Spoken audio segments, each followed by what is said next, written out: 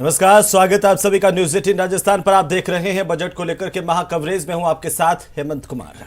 नमस्कार, स्वागत है आपका और मैं हूं आपके साथ सुमित गुप्ता। आज देश को मिलने जा रहा है बूस्टर डोज वाला बजट। 2 घंटे बाद वित्त मंत्री निर्मला सीतारमण बजट पेश करेंगी। बिल्कुल, और 11 बजे बजट भाषण की शुरुआत होगी। संसद में नॉर्थ ब्लॉक पहुंची हैं वित्त मंत्री निर्मला सीतारमण। थोड़ी देर में फोटो ऑफ होगा, उसके बाद वित्त मंत्री राष्ट्रपति से मुलाकात करेंगी और 10 बजे कैबिनेट की बैठक होगी। 11 बजे बजट पेश करेंगी वित्त मंत्री निर्मला सीतारमण। तो बड़ी खबर है इस वक्त की, और ये बजट पर लगातार महाकवरेज, बजट पर एक एक खबर, बजट से जुड़ी हर एक खबर आप देखेंगे आज न्यूज 18 राजस्थान पर। सुबह से लगातार 10 बजे कैबिनेट की बैठक होगी। निर्मला सीतारमण नॉर्थ ब्लॉक पहुंच चुकी हैं। बिल्कुल, निर्मला सीतारमण वित्त मंत्रालय पहुंच गई हैं और 11 बजे बजट पेश करेंगे। उससे पहले कैबिनेट की बैठक में शामिल होंगी। 2 अलग अलग तस्वीरें इस वक्त हम अपने दर्शकों को दिखा रहे हैं। ये 2 तस्वीरें देखिए, नॉर्थ ब्लॉक पहुंची वित्त मंत्री और बजट से पहले पूजा पाठ, जो हमारी संस्कृति का हिस्सा भी रहा है। कोई भी शुभ कार्य करते हैं तो उससे पहले पूजा अर्चना की जाती है, और वही तस्वीरें वित्त मंत्री निर्मला सीतारमण नॉर्थ ब्लॉक पहुंची वित्त मंत्रालय। और अब कुछ ही देर बाद बैठक भी होनी है। 10 बजे बैठक होगी कैबिनेट की, फिर 11 बजे, यानी 2 घंटे का वक्त रह गया है हेमंत। 11 बजे बजट पेश करेंगी वित्त मंत्री निर्मला सीतारमण। और देखिए, बहुत खास रहने वाला है इस बार ये बजट। पहली बात तो पेपरलेस की जो प्रक्रिया शुरू की गई थी पिछली बार से, वो चलन जो शुरू किया गया था पेपरलेस बजट का, वो इस बार भी दिखाई देगा। पेपरलेस बजट पेश करेंगी वित्त मंत्री निर्मला सीतारमण। बिल्कुल, और सुमित, पूरे देश की निगाहें इस बजट पर हैं, क्योंकि कोरोना काल के बाद में जिस तरह से अर्थव्यवस्था धीरे धीरे उठती हुई दिखाई दे रही है, और एक बड़ा उछाल उम्मीद की जा रही है कि इस बजट के बाद अर्थव्यवस्था में भी देखा जाएगा, लोगों को राहत मिलेगी। और जो लोग लगातार परेशान थे, उनको राहत की बड़ी उम्मीदें इस बजट से हैं। कोरोना काल के बाद तो विकास को, अर्थव्यवस्था को पटरी पर लाना तो चुनौती होगा, लेकिन सबसे बड़ी उम्मीद निर्मला सीतारमण से, वित्त मंत्री से, हर बार की तरह इस बार भी टैक्स पेयर्स कर रहे हैं कि क्या इस बार कुछ राहत मिलेगी। ये 3 तस्वीरें आपको दिखा रहे हैं। और रोज़गार, बेरोज़गार लोग भी उम्मीद कर रहे हैं, देख रहे हैं बजट की तरफ, आज वित्त मंत्री की तरफ कि क्या रोज़गार बढ़ेगा, क्या सबका बेड़ा पार होगा। बिल्कुल, महंगाई एक बड़ा मसला है और हर कोई केंद्र सरकार की तरफ इस आस से देख रहा है कि महंगाई कंट्रोल में होगी, काबू में होगी। महंगाई को लेकर के बड़े कदम उठाए जा सकते हैं। और इससे पहले इनकम टैक्स में राहत, स्टैंडर्ड डिडक्शन बढ़कर के 1 लाख किया गया है। 3 अलग अलग तस्वीरें, पूरे देश की उम्मीदें इस बात को लेकर के कि क्या महंगाई पर लगाम लग पाएगी। किसानों को भी काफी सारी उम्मीदें हैं, तो किसानों के लिए इस बजट में क्या कुछ खास होगा। और सुमित, ये भी एक खास बात की, जैसे कि पहले जो रेल बजट अलग से पेश किया जाता था, वो अब मर्ज हो गया है, तो रेल को लेकर के भी क्या बड़ी घोषणाएं होती हैं, ये भी देखने वाली बात होगी। बिल्कुल, और देखिए हमारे सहयोगी अब हमारे साथ जुड़ गए हैं, और दिल्ली से शंकर हमारे साथ जुड़े हैं, और कपिल शिमाली उदयपुर से हमारे साथ जुड़े हैं। शंकर, उन तमाम मसलों पर हम लोग बातचीत करेंगे, और उन तमाम मसलों में बातचीत चर्चा करेंगे कि हमारी उम्मीदें किन किन सेक्टर को लेकर है, किन किन सेक्टर में ज़्यादा इस बार केंद्र सरकार के द्वारा वहाँ पे आवंटन किया जा सकता है, ज़्यादा फंड दिया जा सकता है, जिसमें कि सबसे महत्वपूर्ण रहने वाला है कृषि क्षेत्र। कृषि क्षेत्र इस बात को लेकर, क्योंकि देखा जाए तो कई राज्यों में जो किसानों के द्वारा जिस तरह से कई मसले निकल के आए, जिस तरह किसान आंदोलन हुआ, और केंद्र सरकार पे यह आरोप भी लगा कि ये किसान के बारे में ज़्यादा नहीं सोचते, लेकिन केंद्र सरकार लगातार कहता रहा कि किसानों के बारे में कल भी सोचते थे, आज भी सोच रहे हैं और कल भी सोचेंगे।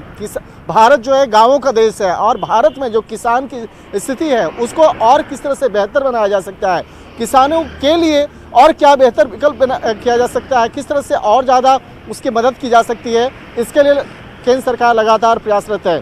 तो निश्चित तौर पे जी। जो आज कृषि क्षेत्र को लेकर और कृषि क्षेत्र में जो पैसे का आवंटन है या मुआवजा या उसमें और बेहतर बनाने के लिए बिल्कुल बने रहिए उसका हमारे एक साथ, ऐलान होगा। लगातार दूसरा चर्चा हम सेक्टर की आपसे अगर करते बात रहेंगे करें और तो ज्यादा जानकारी के साथ हमारे साथ उदयपुर से सहयोगी कपिल शेमाली मौजूद हैं। कपिल का रुख कर लेते हैं। कपिल, कितनी उम्मीदें यहां पर लोगों को देखने को मिल रही है इस आम बजट को लेकर के?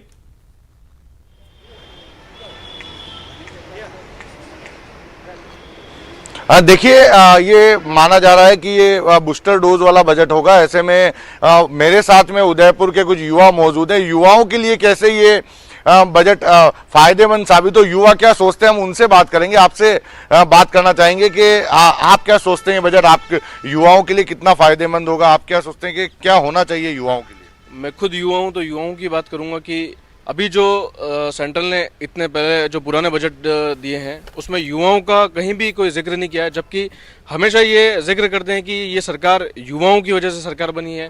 आप मोदी जी जो प्रधानमंत्री हमारे, वो हमेशा युवा संसद को करते भी हैं और हमेशा युवाओं की बात करते हैं, पर युवाओं के लिए बजट कुछ खासा बजट कुछ नहीं करते। अब हम चाहते हैं कि जो रोजगार में, नौकरियों में और मतलब अलग अलग जो क्षेत्रों में, खेल कूद में, इनमें सब में युवाओं को ज़्यादा से ज़्यादा मौका दिया जाए और युवाओं को अग्रसर किया जाए, जबकि बजाय मतलब दूसरों को जो हमेशा ये एक जो पीढ़ी दर पीढ़ी चलती हुई आ रही, युवाओं को सबसे ज़्यादा मौका दिया जाना चाहिए। आपसे बात करना चाहेंगे कि आप क्या सोचते हैं युवाओं के लिए क्या होना चाहिए इस बजट में? सबसे प्रमुख तो क्या, कोरोना के इस महामारी में 2 साल से जो भर्ती प्रक्रिया, जो युवाओं के रोजगार के लिए जो भर्ती प्रक्रिया पटरी से उतर गई है।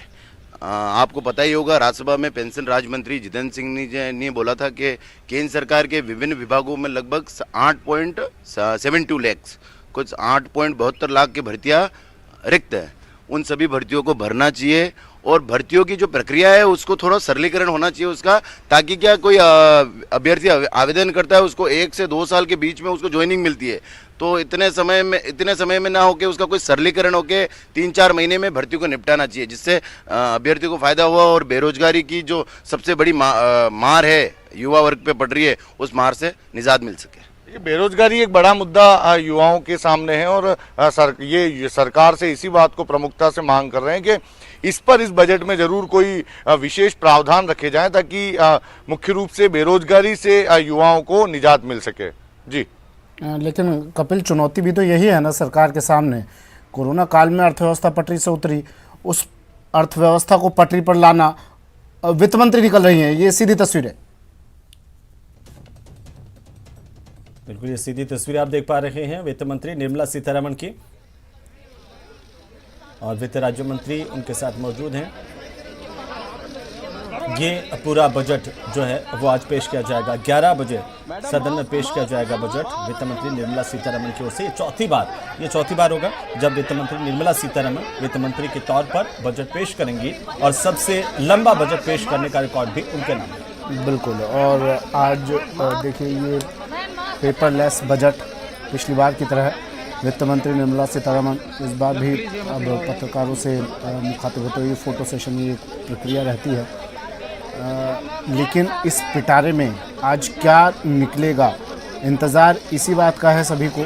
सिर्फ 2 घंटे का वक्त और रह गया है, जिसके बाद ये पिटारा खुलेगा निर्मला सीतारमण का, और देश के लिए कई सौगातें इस पिटारे में से निकलेगी। ये देखिए, ये वो जादुई पिटारा है जो देश को विकास की पटरी पर सरपट दौड़ाएगा। ये वो जादुई पिटारा है जिसमें वो तमाम चीज़ें खाका बंद है कि क्या कुछ हर वर्ग के लिए रहने वाला है। ये जादुई पिटारा अब 2 घंटे बाद खुलने जा रहा है। वित्त मंत्री निर्मला सीतारमण, ये एक्सक्लूसिव तस्वीर टीवी स्क्रीन पर। बिल्कुल, काफ़ी कुछ बदला भी है, क्योंकि पहले ब्रीफकेस में बजट आता था और अब जो देश का बही खाता एक पारंपरिक अंदाज में, क्या कुछ खास होगा इस पर हमारी नज़र बनी रहेगी। तो एक्सक्लूसिव तस्वीरें हम आपको दिखा रहे हैं, और इस बार का जो इकोनॉमिक सर्वे है उसके मुताबिक 2022-23 में 8 से लगाकर के 8.5% तक जीडीपी रहने की उम्मीद जताई गई है। इस उम्मीद के आधार पर अगर कहा जाए कि वैक्सीन कवरेज, एक्सपोर्ट में ग्रोथ, सप्लाई साइड रिफॉर्म और नियमों के आसान होने से ग्रोथ को सपोर्ट मिलेगा। इनको काफी कुछ दिया जा सकता है। सबकी उम्मीदें इस बात को लेकर के टिकी हुई हैं। अलग अलग सेक्टर को क्या कुछ खास मिलने वाला है, लगातार न्यूज़ 18 राजस्थान आप तक पहुंचाएगा। पल पल की जानकारी, सीधी तस्वीरें, एक्सक्लूसिव तस्वीरें। इस वक्त हम आपको दिल्ली की दिखा रहे हैं, जहां पर निर्मला सीतारमण अब कुछ ही देर बाद में, यानी कि करीब 2 घंटे का वक्त, 11 बजे वे बजट पेश करेंगी। और देखिए, सबसे लंबा बजट पेश करने का रिकॉर्ड भी वित्त मंत्री निर्मला सीतारमण के खाते में ही दर्ज है। लेकिन अब देखना ये होगा, सब यही सोच रहे हैं, सबके दिमाग में है कि क्या 5 राज्यों में जो चुनाव हैं उन पर भी कुछ उनको लेकर भी खास चीज़ें इस बजट में शामिल की गई है।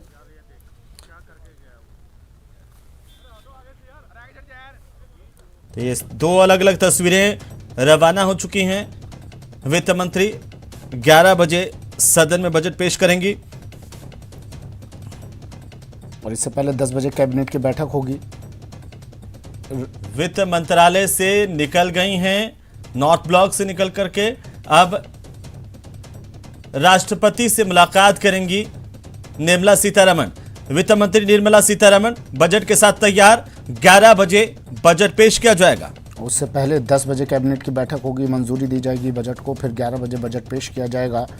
और बजट भाषण निर्मला सीतारमण ठीक 2 घंटे बाद अब से देंगी। उससे पहले फोटो ऑफ हुआ, ये देखिए उस वक्त की तस्वीरें आपको दिखा रहे हैं। ये एक प्रक्रिया है जब भी बजट पेश करता है वित्त मंत्री।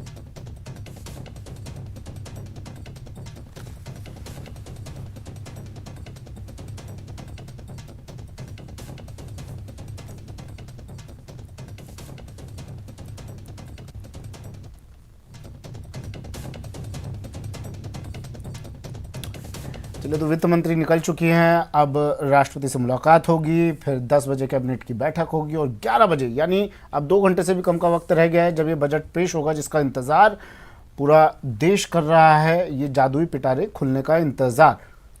बिल्कुल सुमित, और बजट में क्या कुछ खास होगा, न्यूज़ 18 राजस्थान पर सबसे पहले सबसे तेज हम बताएंगे, अपने दर्शकों तक पहुंचाएंगे कि आखिरकार कितनी उम्मीदें इस वक्त देश को है, देश की जनता को। अलग अलग सेक्टर्स की अगर हम बात करें, उस लिहाज से किसानों के लिए खास क्या कुछ होने वाला, युवाओं के लिए खास क्या है, और आम आदमी, और उसमें भी मिडिल क्लास हमेशा से इस बात को लेकर के आशा करता है कि इनकम टैक्स में, टैक्सेस के स्लैब में डायरेक्टली इनडायरेक्टली किसी तरह से उनको फायदा पहुंचे। तो क्या वो उम्मीदें पूरी हो पाएंगी मिडिल क्लास की, और तमाम जो वर्ग हैं उनकी अपनी अपनी अलग अलग उम्मीदें। उम्मीदों पर वित्त मंत्री कितना खरा उतरती हैं, ये देखने वाली बात है। हमारे सहयोगी हमारे साथ जुड़ गए हैं, वो सहयोगी जो आज दिन भर हर एक अपडेट, हर एक बात बजट से जुड़ी हुई आप तक पहुंचाएंगे। कपिल शिमाली हमारे साथ उदयपुर से जुड़े हैं, जोधपुर से रंजन दवे और कोटा से योगेश त्यागी हमारे साथ जुड़े हैं। सबसे पहले आपको कोटा लिए चलते हैं। शिक्षा नगरी है, ज़रूरी हो जाता है बात करना यहाँ पर, और उम्मीदें यहाँ के स्टूडेंट्स को भी होगी, उम्मीदें यहाँ के लोगों को भी होगी कि शिक्षा नगरी के लिए क्या कुछ, शिक्षकों के लिए, स्टूडेंट्स के लिए, जो नव पीढ़ी है हमारी, उनके लिए क्या कुछ निकलने वाला है इस बजट से। योगेश, क्या कह रहे हैं शिक्षा नगरी के लोग?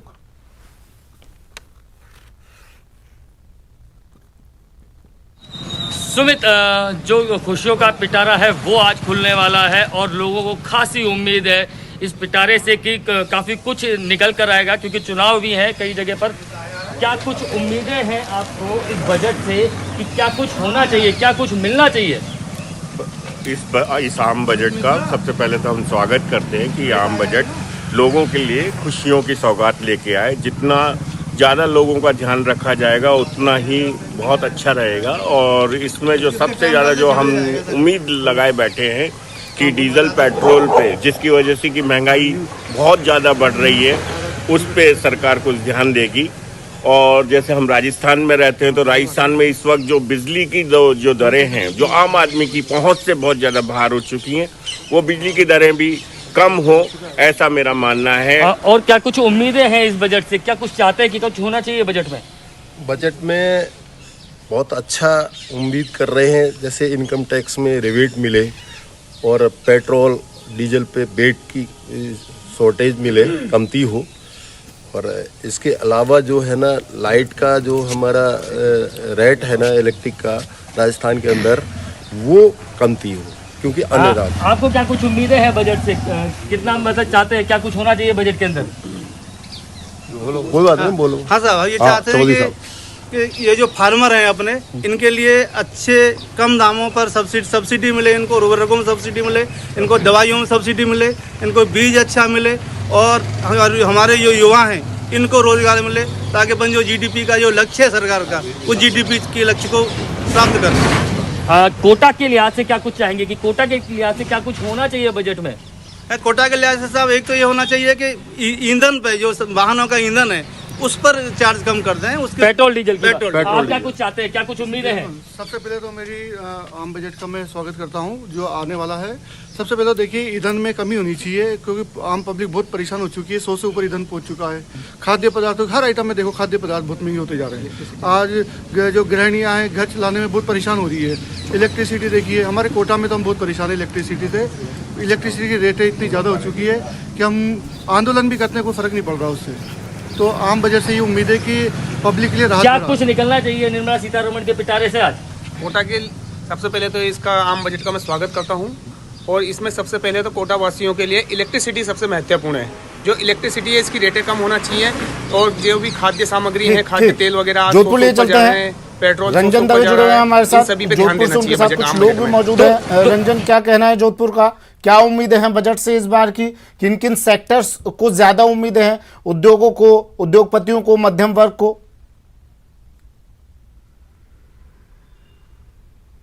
जी, जिस तरीके से बात की थी जोधपुर की जनता से बजट को लेकर के, काफ़ी आशान्वित लोग नज़र आते हैं। जोधपुर इंडस्ट्री सेक्टर में अपने आप में एक बड़ा हब के रूप में देखा जाता है। हस्तशिल्प का यहाँ अच्छा काम है, हैंडीक्राफ्ट का अच्छा काम है। उसके अलावा ग्वारगम और ये जो कुछ एक इंडस्ट्री है जिसको लेकर के वूल ये भी एक सेक्टर है जिसमें कि लोग आशा लगाए बैठे हैं। उसके अलावा सर्विस क्लास जो लोग हैं उनको लेकर के भी लोगों ने उम्मीद जगाई है। लोगों को ये मानना है कि जो पेंशन स्कीम है उसके अंदर कुछ ना कुछ नए प्रावधान हो। टैक्स और विशेषकर टैक्स को लेकर के बड़ी बात की गई है। टैक्स में लोग चाहते हैं कि जिस तरीके का स्लैब है उसमें कुछ ना कुछ रियायत दे, कुछ ना कुछ निर्मला जी इस बजट के अंदर ऐसा प्रावधान करें, क्योंकि विगत जो समय देखा है, विगत जो समय कोरोना का है उसको लेकर के कई कुछ नई चीजें सीखने को मिली है। उन नई चीजों को इम्प्लीमेंटेशन के माध्यम से, बजट के माध्यम से यहाँ अगर लागू किया जाए तो निश्चित तौर पर आम जनता को फायदा होगा, ऐसी उम्मीद की जानी चाहिए।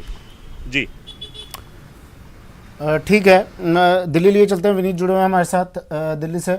विनीत, और हमारे मेहमान भी कुछ हमारे साथ जुड़ गए हैं। कांग्रेस से राजेंद्र मेघवाल जी हमारे साथ जुड़े हैं और गिरिराज जी हमारे साथ बीजेपी से जुड़े हैं। आप दोनों का स्वागत है सर। मैं आपके पास आ रहा हूं, पहले दिल्ली से अपडेट ले लेता हूं। विनीत जुड़े हुए हैं। विनीत, क्या अपडेट है?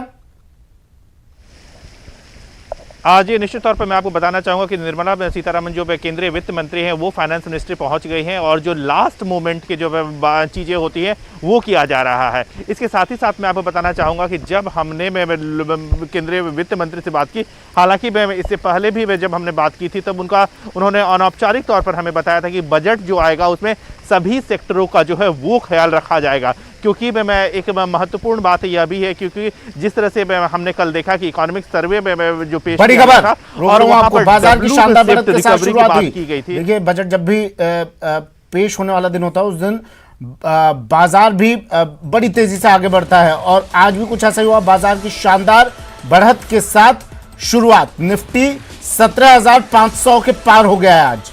बिग ब्रेकिंग, बजट ब्रेकिंग, बाजार की शानदार बढ़त के साथ शुरुआत। विनीत, जी, निश्चित तौर पर मैं जिस तरह से पूरी तरह से बाजार की जो नज़र होती है वो पूरी तरह से वित्त मंत्रालय पे होती है, बजट पे होती है, और कहीं ना कहीं इसका जो असर है वो बाजार पे भी दिखता है, क्योंकि बाजार को काफ़ी उम्मीदें होती हैं रिफॉर्म्स के लेकर के। जैसा कि मैं आपको बता रहा था कि कल इकोनॉमिक सर्वे पेश किया गया था, और उसके बाद जब हमारी बात हो रही थी उस वक्त बताया गया था कि जो इंडिया में जो ग्रोथ में है वो डब्ल्यू शेप रिकवरी की बात की जा रही थी। इस तरह का रिकवरी जिस तरह से कोरोना के बाद की जो रिकवरी की बात में हो रही थी, वो डब्ल्यू शेप रिकवरी की बात हो रही थी, जिसमें यह कहा जा रहा था कि एक बार जब कोरोना आया था, लॉकडाउन लगा था, उस वक्त अर्थव्यवस्था में गिरावट आई थी। उसके बाद फिर से अर्थव्यवस्था ने रिकवर किया था और बीच में हमने देखा कि जब सेकेंड वेव आया या थर्ड वेव की ओमिक्रॉन की बात हो रही थी, उस वक्त भी थोड़ा सा गिरावट हुआ था, लेकिन अब जो बाजार है वो फिर से रिकवर हो रहा है। तो साफ तौर पर बाजार को जो है वो बूस्ट करने की जरूरत है। जिस तरह से लगातार ये कहा जा रहा है कि सर्विस सेक्टर को कहीं ना कहीं ठीक है विनीत, आपको रोकना चाहेंगे। राष्ट्रपति भवन पहुंच चुकी निर्मला सीतारमण वित्त मंत्री। बड़ी खबर, राष्ट्रपति भवन पहुंची निर्मला सीतारमण। वित्त मंत्री राष्ट्रपति भवन पहुंच चुकी हैं, जहां पर राष्ट्रपति रामनाथ कोविंद से मुलाकात करेंगी। इसके बाद कैबिनेट की बैठक में हिस्सा लेंगी। विनीत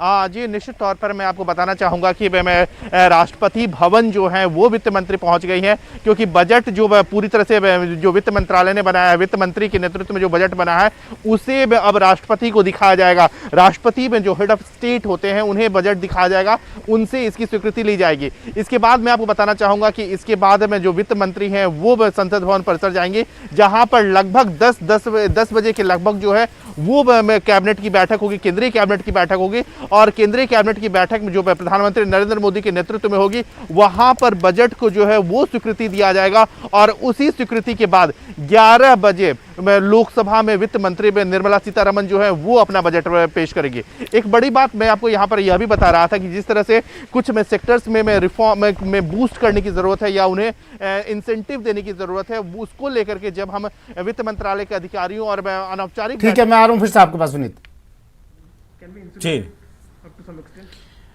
In today's digital बिल्कुल world, विनीत हमारे साथ बने रहिए। India is a large country. It cannot be insulated and should not be insulated. That's point number one. Point number two, with a large domestic market, and if we can address issues of unemployment and improving rural and urban consumption demand, that will really propel the economy. So, and if we are connected with the economy, our exports are rising, as we have seen this year, very buoyant exports. So there is no question of insulating or isolating, the India from the rest of the world. On the contrary, we should integrate even more with the rest of the world. So whatever happens in the rest of the world in terms of money flows or fund flows or tapering that United States is now planning, I think we are part of the system, so we need to address that. तो अब नज़र बनी रहेगी कि चुनाव से पहले, चुनाव को देखते हुए क्या इस बजट में खास रहेगा, चुनाव को लेकर क्या ये लोक लुभावन बजट रहेगा, देखना ही होगा। लेकिन अच्छी बात यह है कि आज बाजार भी शानदार बढ़त के साथ खुला है। हम आपको ब्रेकिंग सेंसेक्स के 30 में से 29 शेयरों में तेजी देखी गई। हमारे मेहमान हमारे साथ जुड़ गए हैं अब डॉक्टर राजेश कोठारी, अर्थशास्त्री भी हमारे साथ जुड़ गए हैं। डॉक्टर राजेश, मैं आपके पास इसी सवाल के साथ आ रहा हूं सर। सबसे पहले स्वागत कर रहा हूं सर आपका, और इस सवाल के साथ ही आ रहा हूं, ये बाजार की बढ़त के क्या मायने निकाले जाएं? बजट पेश होना है, उससे पहले बाजार में इतनी तेजी।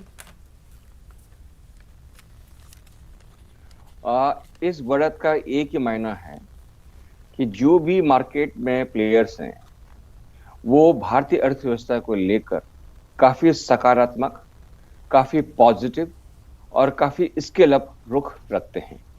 क्योंकि 2 साल की मंदी जो थी पूरे बाजारों के अंदर, उसके बाद ये जो रिकवरी आई है और पिछले कुछ दिनों पहले जो करेक्शंस आया था, उसके बाद जो वैल्यूएशन है स्टॉक्स का वो एक रीजनेबल लेवल पर नीचे आ चुका है।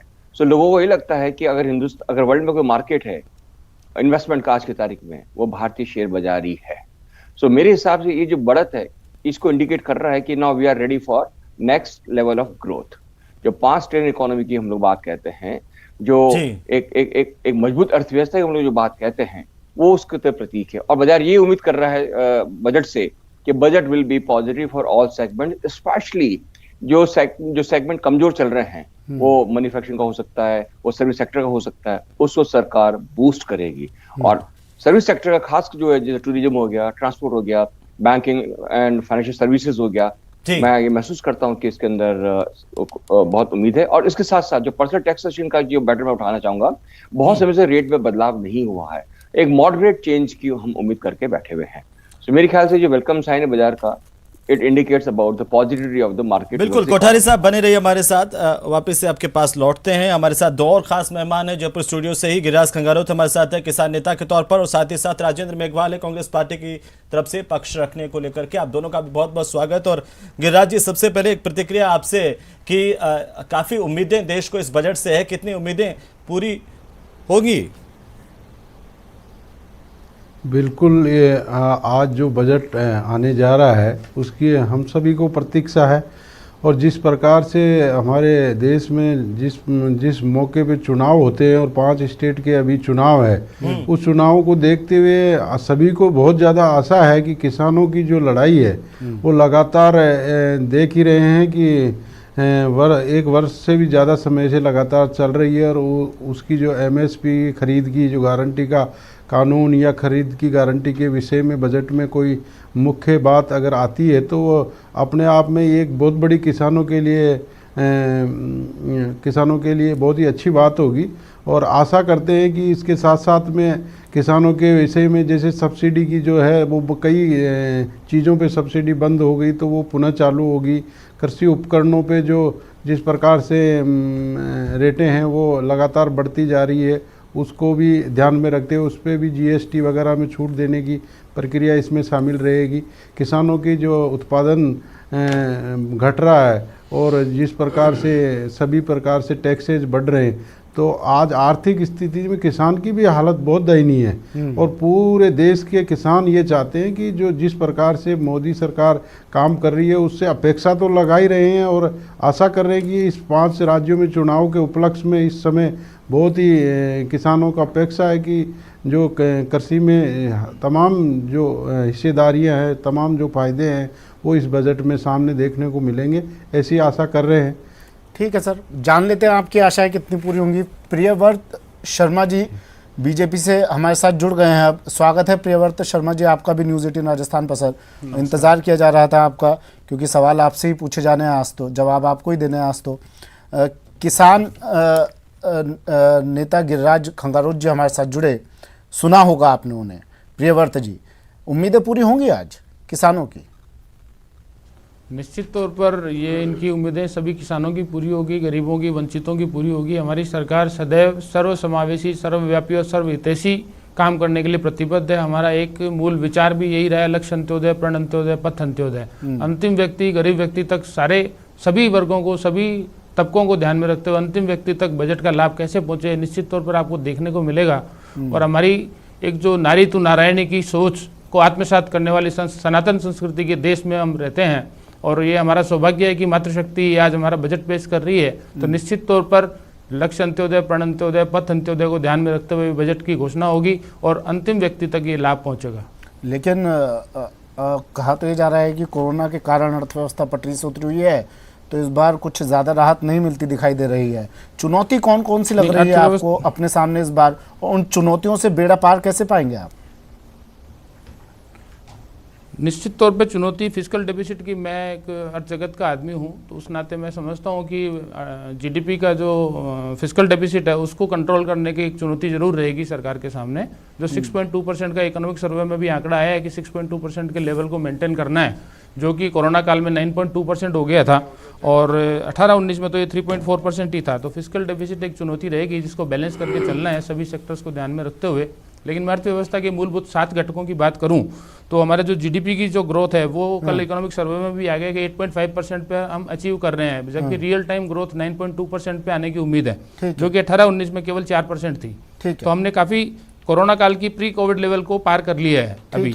दूसरी बात करूं इन्फ्लेशन की, तो जो 12.5% का इन्फ्लेशन था सर, आपको रोकना पड़ रहा है कोरोना काल के 2021 में। सर प्रियव्रत जी, आपको रोकना पड़ रहा है। मैं इसी सवाल के साथ, और आपकी जो बात अधूरी रह गई इसको पूरा करेंगे। एक्चुअली कॉमर्शियल मजबूरी होती है हमारी, ब्रेक लेना जरूरी होता है। 2 मिनट का ब्रेक ले रहे हैं, जल्द हाजिर हो रहे हैं। आप सब बने रहिएगा हमारे साथ। ब्रेक के बाद स्वागत है आपका। और क्या रहने वाला है आज निर्मला सीतारमण के पिटारे में, ये कुछ ही देर बाद, तकरीबन 1 घंटे 30 मिनट बाद ये साफ हो जाएगा जब निर्मला सीतारमण अपना बजट भाषण पढ़ना शुरू करेंगे। हमारे मेहमान लगातार हमारे साथ जुड़े हुए हैं। प्रियव्रत शर्मा जी बीजेपी से, डॉक्टर राजेश कोठारी अर्थशास्त्री हैं, गिरिराज खंगारोत किसान नेता, राजेंद्र मेघवाल कांग्रेस नेता हमारे साथ जुड़े हैं। मेरे सहयोगी कपिल हमारे साथ उदयपुर से और विनीत दिल्ली से हमारे साथ जुड़े हैं। उदयपुर आपको लिए चलते हैं। कपिल, क्या कह रहे हैं लोग? अब तो वक्त धीरे धीरे घड़ी की सुइयां आगे बढ़ रही हैं, तो लोगों के दिल की धड़कनें भी तेज हो रही हैं कि राजस्थान के लिए क्या रहेगा निर्मला सीतारमण के पिटारे में। इस पर नजरें सभी की हैं। क्या कह रहे हैं उदयपुर के लोग, झीलों की नगरी के रहवासी?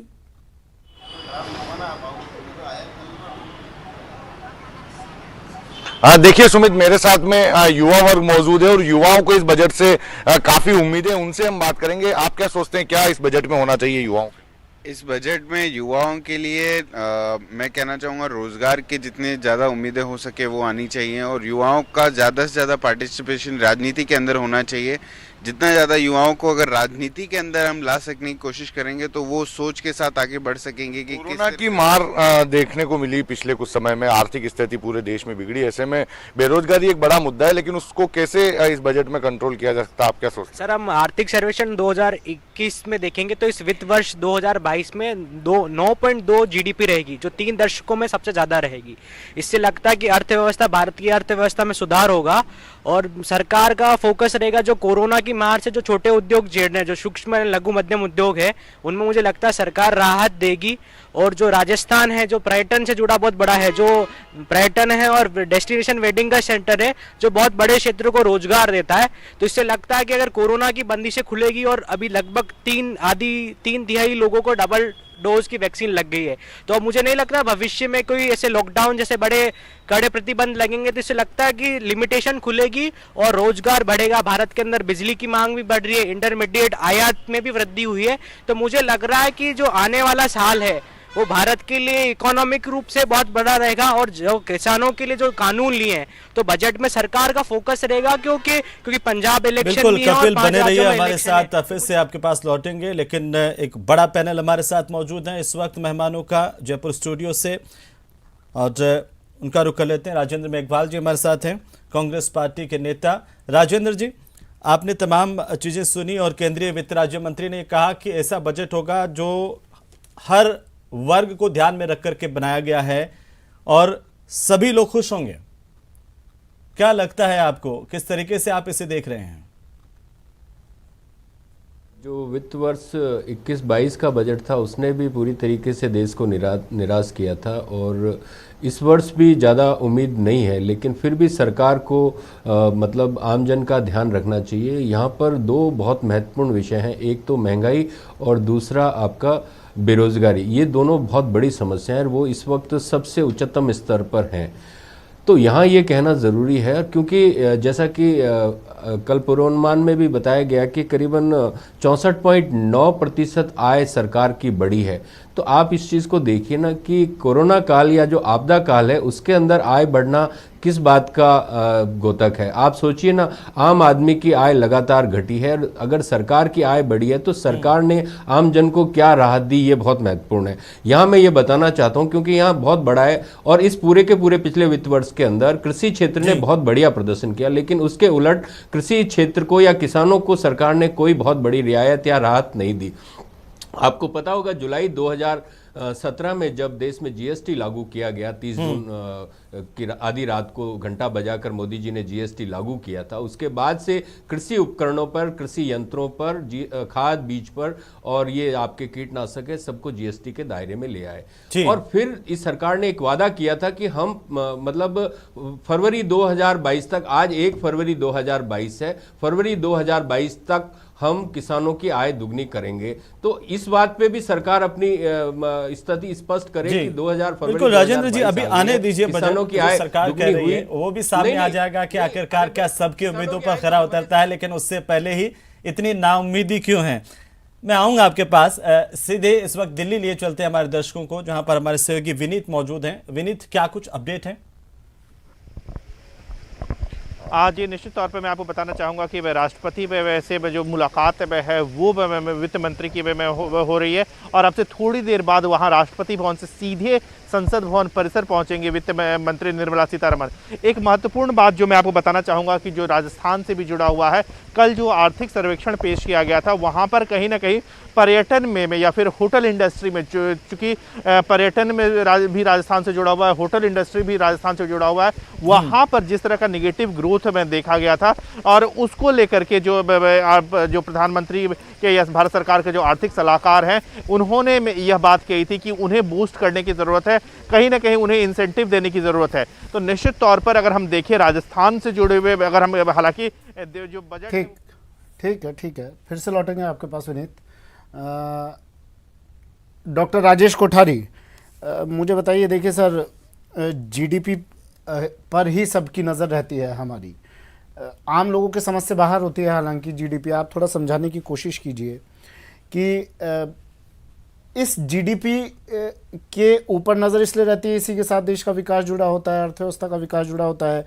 जीडीपी बढ़ेगी तो इससे नौकरियां भी बढ़ेंगी, इससे आय के स्रोत भी बढ़ेंगे। आखिर क्या फ़ायदा है और क्या इस जीडीपी को बढ़ाने के लिए इस बजट में कौन सा रास्ता निकाला जा सकता है?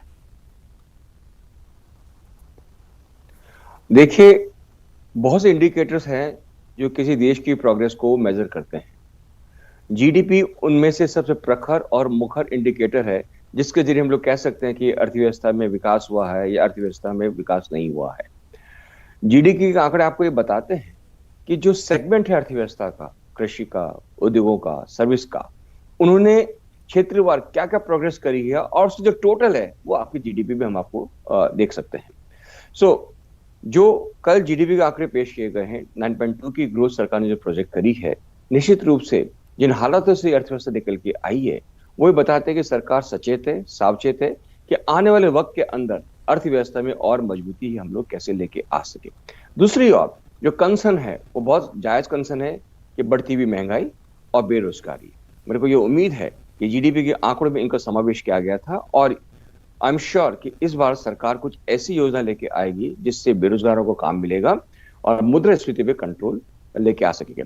पर यह हमें समझना होगा कि जो मुद्रास्फीति या पेट्रोल की जो प्राइसेस हैं उसका पीछे लॉजिक ये दिया गया है सर कि ये अंतर्राष्ट्रीय कीमतों के कारण हुआ है। थोड़ा सा हम सहमत हो सकते हैं, थोड़ा सा हम असहमत हो सकते हैं, क्योंकि सरकार ने जब अंतर्राष्ट्रीय स्तर पर प्राइसेस कम थी पेट्रोल और डीजल की, क्रूड की, तब भी हमने एक आम वासी को बहुत ज्यादा राहत नहीं दी थी। अब उसका लॉजिक अलग हो सकते हैं कि जो पैसा सरकार के पास में आया उससे हमने कोरोना की या चिकित्सा की सेवाएं हमने फ्री ऑफ कॉस्ट प्रोवाइड करी। पर मेरा मानना है कि आज भारत की जीडीपी बहुत स्ट्रांग लेवल पर खड़ी है, पर अगले साल के जो प्रोजेक्शन है 8 और 8.5% का, उसमें हल्का सा कैच है। वो कैच क्या हमें समझना पड़ेगा कि हमने ये प्रोजेक्शन करे हैं 70 या 75 रुपए डॉलर प्रति बैरल क्रूड ऑयल पर हमने प्रोजेक्शन करे हैं। बिल्कुल, महंगाई भी एक बड़ा मसला है। कोठारी साहब, आपके पास हम आते हैं वापस से। गिरिराज कंगारों जी हमारे साथ है, किसान नेता। गिरिराज जी, आप कह रहे थे किसानों को बहुत ज्यादा उम्मीद है, क्या किसानों को लगता है कि उनकी उम्मीदें इस बजट से पूरी हो पाएंगी इस बार? देखिए, अभी जो 5 राज्यों में चुनाव है, चुनाव में वोटों के लिए सरकार चाहती है कि वोट मिले, ज़्यादा से ज़्यादा किसान संतुष्ट हों, क्योंकि किसानों ने अपनी बात मनवाने के लिए लगातार आंदोलन किया और सरकार ने ये बात देख ली कि किसान नाराज़ है, तो किसान को राज़ी करने के लिए किसान के जो विरोध में जो बिल थे 3, उनको वो सरकार ने वापस लिया है और लगातार किसानों के पक्ष में बात कर रही है। सरकार कह रही है किसानों की आय भी दोगुनी कर देंगे, किसानों के लिए काफ़ी जो है मोदी गवर्नमेंट, मोदी जी की जो सरकार है वो काफ़ी राहत की बात कह रही है। तो उम्मीदें तो लगाना बिल्कुल जायज़ है और उम्मीद इस बात को और विशेष ध्यान में रखते हुए लगा रहे हैं कि चुनाव है, तो चुनाव में जब तक किसान को संतुष्ट नहीं करेंगे तब तक आने वाले जो चुनाव है उसमें 5 राज्यों में सरकार बनना बड़ी मुश्किल है। और अगर सरकार पूरे देश के हालात को देखे, चुनाव ही तो एक एजेंडा नहीं होता है ना। बजट पेश करने के पीछे चुनाव को ही अगर मद्देनजर रखा जाएगा तो तमाम चीज़ें देखनी पड़ती है ना। बजट पेश करते हैं जब देश की आर्थिक व्यवस्था कैसी है उस हिसाब से देखना होगा ना। अगर चुनाव को देखकर बजट पेश करेंगे तो विपक्षी यही कहेंगे चुनावी बजट है, फिर आप ही लोग आरोप लगाते हैं तो चुनाव को मद्देनजर रखते हुए बजट बना दिया। प्रियव्रत शर्मा जी, आप अपनी बात पूरी कीजिए जो अधूरी रह गई थी। साथ ही देखिए, कांग्रेस राजेंद्र मेघवाल जी को भरोसा नहीं है कि बजट से कुछ बेहतर निकल के आने वाला है इस बार। मैं इनकी बात का भी जवाब दूंगा। पहले जो अपनी बात अधूरी रही थी, तो जो 7 फैक्टर हैं जीडीपी के अर्थव्यवस्था के, वो मैंने डिस्कस किया था आपसे। तो उसमें इन्फ्लेशन की बात, जैसे मेघवाल जी ने भी बोली कि उच्चतम स्तर पे है, तो जो अपना 21-22 का इन्फ्लेशन था वो 12.5 था, ड्यू टू कोविड था, हम सब जानते हैं, जो कि किसी के कंट्रोल में नहीं था। लेकिन अभी जो इकोनॉमिक सर्वे आया है उसमें 5.9% का इन्फ्लेशन प्रोजेक्ट किया है। तो उसके बाद में यदि अपन बात करें फॉरेक्स रिजर्व की, जो भी एक मेजरमेंट है, तो जो अपना 18-19 में $411 बिलियन का फॉरेक्स रिजर्व था, जो अभी $633 बिलियन है, जो कि 13 महीने के इंपोर्ट के बराबर है। तो वो एक उल्लेखनीय वृद्धि है देश में। तीसरी बात करें कृषि और वानिकी की, तो जो हमारे किसान नेता ने भी अभी बोला है कि कृषि के लिए सरकार सावचेत रहे, तो हमारी सरकार सदैव कृषि किसानों की हितैषी रही है। 18-19 में जो 2.9% जो सकल मूल्य वृद्धि अनुपात था, जो अब आज जाकर के 21-22 में 3.9% हो गया, जो एक इंडिकेटर है। लास्ट बजट में भी हमने गेहूं के लिए 62,000 करोड़ की बजाय 75,000 करोड़ का प्रावधान किया था, धान के लिए 1,74,000 करोड़ का प्रावधान किया था।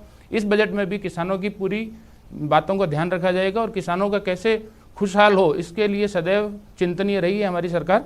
तीसरी बात मैं करूं इंडस्ट्रियल ग्रोथ की, तो इंडस्ट्रियल ग्रोथ में भी बहुत एक्सपोनेंशियल वृद्धि हुई है। जो 18-19 की बात करें, 5.3% इंडस्ट्रियल ग्रोथ था, जो अब जाकर के 11.8% अभी इकोनॉमिक सर्वे में बताया गया है, जो कि बहुत बड़ा ग्रोथ है।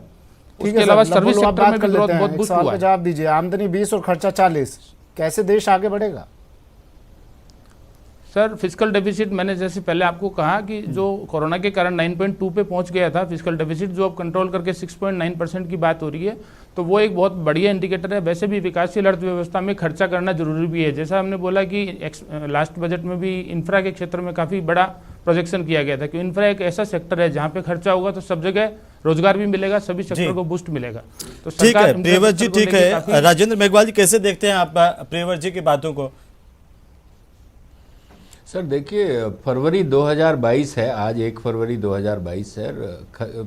मोदी जी ने वादा किया था कि मैं फरवरी 2022 तक किसानों की आय दुगनी कर दूंगा। मुझे यहाँ पे आप बता दीजिए, विशेषज्ञ भी बैठे हैं, सभी बैठे हैं, किसान नेता बैठे हैं, भाजपा के प्रवक्ता बैठे हैं, बता दीजिए क्या किसानों की आय दुगनी? मैं तो यहाँ ये साबित कर सकता हूँ कि किसानों की आय कई गुना, मतलब जो उनकी लागत है वो कई गुना बढ़ गई है। आय की तो बात ही नहीं करें। दूसरा मैं आपको ये बताना चाहता हूँ कि ये हमेशा से कॉर्पोरेट फ्रेंडली लोग हैं। और नहीं, सुनिए, उन लोगों ने किसानों की आय दोगुनी कर दी थी।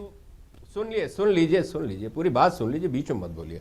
जो इन्होंने वादा किया था कि भाई किसानों की आय दुगनी करेंगे, मैं ये बता दूं यहाँ पे ये पूरी की पूरी कॉर्पोरेट फ्रेंडली सरकार है। उनके लिए जो कृषि सब्सिडी का मुख्य भाग है, वो उसमें से 90 से 95% इनके कॉर्पोरेट लोग ही हड़प लेते हैं। तो किसान और कृषि को क्या फायदा? और दूसरा, मैं आप जीएसटी के बाद में किसानों की मतलब लागत बहुत बड़ी है, चाहे कीटनाशक की बात हो, चाहे खाद की बात हो, चाहे बीज की बात हो, चाहे कृषि उपकरणों की, यंत्रों की बात हो, चाहे डीजल को जो डीरेगुलेट किया था इस सरकार ने आने के बाद में, जो कि पहले सरकारी नियंत्रण थी। आज डीजल के भाव लगभग पेट्रोल के बराबर है। कृषि के अंदर डीजल बहुत बड़ा महत्वपूर्ण योगदान देता है, क्योंकि आप चाहे जनसेट चलाने की बात हो, चाहे आपका कल्टीवेटर चलाने की बात हो, चाहे आपका थ्रेसर चलाने की बात हो, चाहे ट्रैक्टर चलाने की बात हो, सारी चीजों में डीजल का, हाँ, जीएसटी के बाद में। और डीजल जो तेजी से बढ़ा ना, डीजल में और पेट्रोल में पहले बहुत ज्यादा फर्क होता था, जो कि फर्क अब बहुत घट गया है। तो यहां इस सरकार को देखना पड़ेगा। और यहां पर सरकार की आय जब 64.9 गुना बढ़ी है इस वित्त वर्ष में, तो फिर सरकार ने वो आय की राहत मतलब आम जन को या किसान को क्यों नहीं दी? यहां ये सबसे बड़ा सवाल है। तो आप वही वाली बात है कि आप कितना कुछ कर रहे हैं, लेकिन आप जो टैक्स के माध्यम से लोगों से जो पैसा वसूल रहे हैं, लेकिन बीजेपी फिर ये पूछती है सर कि मैं वही सवाल दोहरा रहा हूँ, आपने जवाब नहीं दिया था। बीजेपी फिर ये पूछती है कि मनमोहन सिंह जैसे अर्थशास्त्री थे, पी चिदम्बरम जैसे अर्थशास्त्री थे, उन लोगों ने किसानों के लिए क्या किया था? जरा ये बताइए, क्या उस वक्त पर किसान विकास की ऊंचाई को छू गए थे क्या? कर्ज तले तो तब भी दबा हुआ था किसान, आत्महत्या कर रहा था रोज किसान। पहले कृषि यंत्रों पर टैक्स नहीं लगता था। सुन लीजिए, पूरी बात सुन लीजिए। जीएसटी से पहले कृषि यंत्रों पर टैक्स नहीं लगता था। एक दूसरा मैं बता दूं कि 72,000 करोड़ किसानों के कर्ज माफ किए थे, लेकिन इस सरकार ने पूरे 7 साल के पीरियड के अंदर 11 लाख करोड़ का एनपीए सिर्फ और सिर्फ कॉर्पोरेट्स का किया है। जब किसानों के कर्ज, बिल्कुल एक कमेंट जल्दी से मैं चाहता हूं कि एक कमेंट प्रियव्रत जी इस पर दे, क्योंकि सीधा आरोप आप पर है कि किसानों से कहा गया था कि उनकी आय को दोगुना कर देंगे 2022, लेकिन दोगुनी नहीं हुई। किसान आज भी उसी उम्मीद के साथ आपकी तरफ देख रहा है, जवाब दीजिए। सर, किसानों की कर्ज माफी की बात जैसे हमारे मित्र कर रहे हैं, तो इनकी राहुल गांधी जी ने कर्ज माफी की बात की थी चुनाव के शुरू में कि 7 दिन के अंदर कर्जा माफ कर दिया जाएगा, जो आज तक कुछ नहीं हुआ। तो ये इनको बात करना अभी शोभा नहीं देता इस बात पे कि भी कर्ज माफी की बात करें। लेकिन दूसरी बात सकल सरकार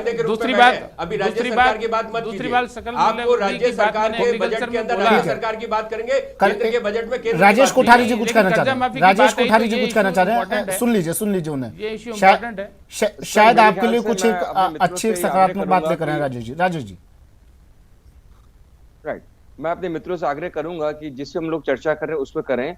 आपके झगड़े सबको मालूम है, नुरा कुश्ती आप लोग करते हैं, चिंता किसको कितनी है ये जनता सब जानती है इस बारे में। सो एक जनप्रतिनिधि के नाते मेरा आपसे आग्रह है कि अपन जिस मुद्दे पे बात करें उस पर बात करें, और हम ये एक दूसरे पर आरोप लगाने से कुछ होना भी नहीं है। ये काम आप बहुत बखूबी ऑफ द चैनल कर सकते हैं। ठीक है, पिछली बातों को भूल जाते हैं। प्रियव्रत जी, आज क्या रहने वाला है? छोड़ दीजिए कांग्रेस ने क्या किया किसानों के लिए, हम लोग क्या करने वाले हैं ये बताइए। जो अभी मैंने जीडीपी फैक्टर्स के अंदर सकल मूल्य वृद्धि अनुपात की बात की, सकल मूल्य वृद्धि अनुपात की बात की। सर, सवाल ये उठता है कि हम हमेशा पीछे मुड़कर देखेंगे तो आगे कैसे बढ़ेंगे। बिल्कुल, मेरा मेरा बीजेपी से भी आग्रह है और कांग्रेस से भी आग्रह है, छोड़िए पुरानी बातों को, आगे इस देश के लिए, आम नागरिक के लिए हम लोग क्या कर सकते हैं। कोई कहता है कॉर्पोरेट फ्रेंडली है, कोई कहता है किसान, इन सब बातों को छोड़िए, एक आम व्यक्ति के बारे में सोचिए। सर, मैक्रो लेवल पे यदि किसी चीज़ को देखना है तो सकल मूल्य वृद्धि अनुपात जो वानिकी और एग्रीकल्चर का देखें तो 18-19 के अंदर 2.9% था, जो अभी 3.9% हो गया है। तो ये किसानों की आय 1.5 गुना हुई है। यदि अपन मैक्रो लेवल पे आंकड़ों को देखते हैं तो निश्चित तौर पर सरकार फ्रेंडली, किसानों के हितैषी है, किसान हितैषी है। कितनी आय बढ़ी है, किसान नेता बैठे हैं, पूछ लीजिए। आंकड़ों से क्या बात करते हो, आंकड़ों की बाजीगरी तो हमेशा से दिखा रहे हो, फॉर्मूले तक बदल देते हो आप लोग। बजट के आंकड़े जो है लगातार हम देखते ही आ रहे हैं। ये जब से सरकारें चाहे कांग्रेस की रही हो चाहे बीजेपी की रही हो, आंकड़ों से हमारी लागत कहाँ बढ़ी है? किसी को खुशहाल नहीं किया जा सकता। आंकड़ों का मक्कड़ जाल के साथ साथ में हम एक बजट का जो भी प्रावधान होता है उसको धरातल पे पहुंचाना बहुत अति आवश्यक है। पिछले जो इनके सरकार के कार्यकाल में जिसे निर्मला सीतारमण जी ने पिछला बजट पेश किया था वो कृषि आधारित बजट बताया गया था कि कृषि आधारित है और किसानों का बहुत ज्यादा इसमें लाभ होगा। मगर लाभ धरातल पे तो अभी तक हुआ नहीं है। लाएगी, यूपीए बजट लाएगी तो एनडीए बीजेपी उसमें कमियां निकालेगी, और अब बीजेपी लाएगी तो कांग्रेस ये 7 साल पहले पीछे अच्छा भी है, बताना चाहिए कमियों को जनता के सामने 7 साल पहले पीछे। फिलहाल आप चारों का शुक्रिया हमारे साथ जुड़ने के लिए, अपना कीमती वक्त हमें देने के लिए। तो कुछ ही वक्त रह गया, अब 1 घंटे का वक्त रह गया है। करीब 70 मिनट बाद वित्त मंत्री निर्मला सीतारमण अपना बजट भाषण देंगी और क्या कुछ निकलेगा, हमारे साथ बड़ा पैनल आज लगातार जुड़ा रहेगा। एक एक बात, एक एक तस्वीर आप तक हम पहुंचाएंगे। आप चारों का शुक्रिया। बिल्कुल सुमित, और सबकी निगाहें इसी बात को लेकर के आखिरकार आज बजट में क्या कुछ खास रहने वाला है। चाहे वो मिडिल क्लास की बात करें, युवाओं के लिए बात करें, किसानों के लिए, समाज का हर वर्ग जो है वो आज उम्मीद के साथ देख रहा है। प्रधानमंत्री नरेंद्र मोदी के साथ मुलाकात की, राष्ट्रपति रामनाथ कोविंद के साथ अब राष्ट्रपति भवन पहुंची थी निर्मला सीतारमण और राष्ट्रपति रामनाथ कोविंद के साथ मुलाकात की। वित्त मंत्री निर्मला सीतारमण ने ये तस्वीरें उस वक्त की, और अब 10 बजे का वक्त था जब कैबिनेट की बैठक होगी। ये एक्सक्लूसिव तस्वीरें, लेकिन देखिए टीवी स्क्रीन पर राष्ट्रपति रामनाथ कोविंद से मुलाकात करने के लिए निर्मला सीतारमण राष्ट्रपति भवन पहुंची, यहां मुलाकात की, फिर ये तस्वीर जारी की गई। राष्ट्रपति को बजट की कॉपी सौंपी गई। अब 10 बजे कैबिनेट की बैठक होनी है, यानी ठीक 9 मिनट बाद। ये देखिए, ये एक्सक्लूसिव तस्वीरें, बजट की कॉपियां संसद भवन पहुंच चुकी हैं। ये तस्वीरें बेहद खास तस्वीरें न्यूज़ 18 राजस्थान पर आप देख रहे हैं। ये कॉपियां हर देखिए बेहद सुरक्षा के उसमें रहती है, और ये कॉपियां हर बार इसी तरह अब संसद भवन पहुंचती है। अब ये कॉपियां, बजट की कॉपियां संसद भवन पहुंच चुकी हैं। कुछ ही देर बाद कैबिनेट की बैठक होगी, मंजूरी दी जाएगी, और फिर 11 बजे निर्मला सीतारमण पेश करेंगी बजट भाषण।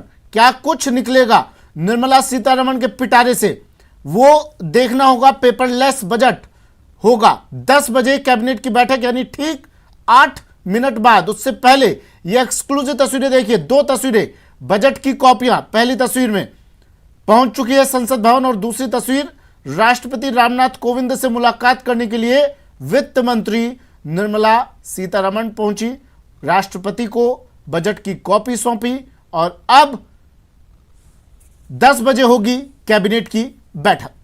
और बिल्कुल कैबिनेट की बैठक के बाद में बजट पेश करेंगे निर्मला सीतारमण और सदन में, और सबकी निगाहें हैं इसी बात को लेकर के कि आखिर क्या कुछ खास आज उनके टैबलेट से निकलने वाला है।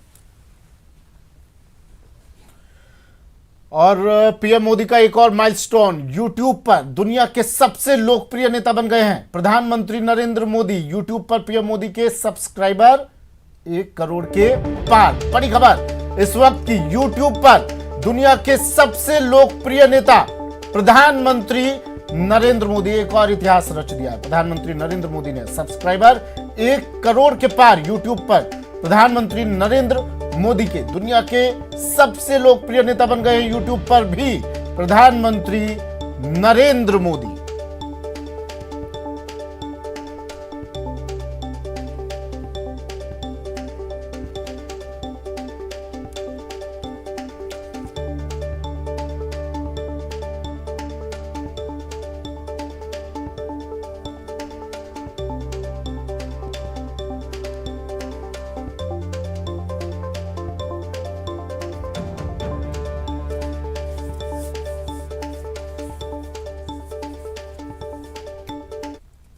एक और बड़ी खबर आ रही है दौसा से, हेमंत। बिल्कुल सुमित, दौसा से इस वक्त की बड़ी खबर अपने दर्शकों तक हम पहुंचा दें। बिजली निगम कार्यालय में हथियार के दम पर लूटपाट करने की जानकारी सामने आ रही है। हथियारबंद बदमाशों ने गार्ड को बंधक बना लिया। करीब 5 बदमाशों ने ट्रांसफॉर्मर्स लूटे हैं। ट्रांसफॉर्मर्स से कॉपर निकाल करके ये बदमाश ले गए। ठेकेदार की पिकअप वैन भी ये बदमाश ले गए। मौके पर लालसोट के डीएसपी शंकरलाल मीना पहुंचे हैं। लालसोट थाना इलाके के डीडवाना गांव की घटना है। अंदर लेट रहा, सोया नहीं है, और उसके बाद 4-5 जने आए गेट पे से, एकदम वो पिस्तौल लेकर के मेरी छाती पर खगा दी। एकदम मैं बेहोश हो गया। 5-6 मिनट के लिए झट्टी उन्होंने मुझे पानी पिलाया। पानी पिलाने के बाद फिर उन्होंने मुझसे कही कि तू चुपचाप बैठ जा। मेरे पीछे को फिर उन्होंने हाथ बांध दिए। हाथ बांधने के बाद तो लगातार बजट को लेकर के हम जानकारी दे रहे हैं कि आज बजट पेश होना है और इसे लेकर के देश भर की निगाहें। सबसे बड़ी कवरेज के साथ इंडिया न्यूज़ 18 राजस्थान आपके साथ। चलिए एक ब्रेक लेते हैं, जल्द हाजिर होंगे।